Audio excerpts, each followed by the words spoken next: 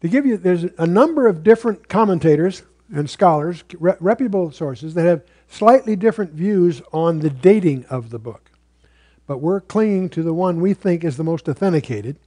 We believe that Zephaniah's prophecy was given after Josiah's revival, and I'll explain all this in a little bit, for these reasons.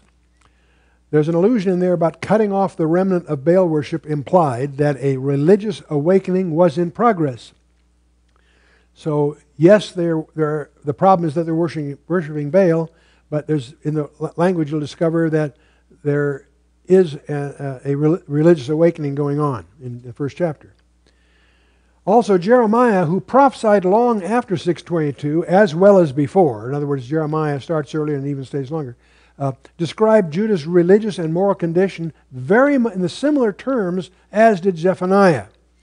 And there's a handful of passages which, if you compare that from Jeremiah and Zephaniah, you see a very, very clear resemblance. They're talking pretty much about the same symptoms, the same problems, and so forth. But another factor is that the fact that the king's sons are alluded in the text to have worn foreign apparel suggests that they were old enough to make their own choices. And for the king's sons to be old enough to do that, it turns out to help you date when this was done. And also, Zephaniah's frequent quotations of the law suggest that he was using sources discovered by Hilkiah. And there's a handful of those allusions that support it too.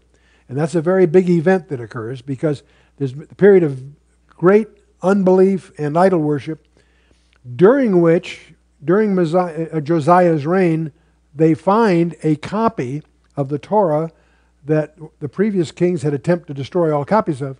They found one that was hidden, and when Josiah got his hands on it, he realized how far they'd fallen, and he initiates a major revival. And that all is in step with the text that helps date the passage we're talking about. The last one is Zephaniah's message of impending judgment would be appropriate for those who spurned the religious revival under Josiah.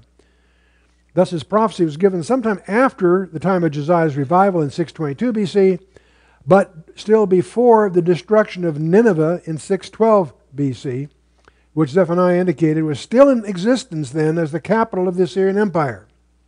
So that helps bracket when the period we're talking about here.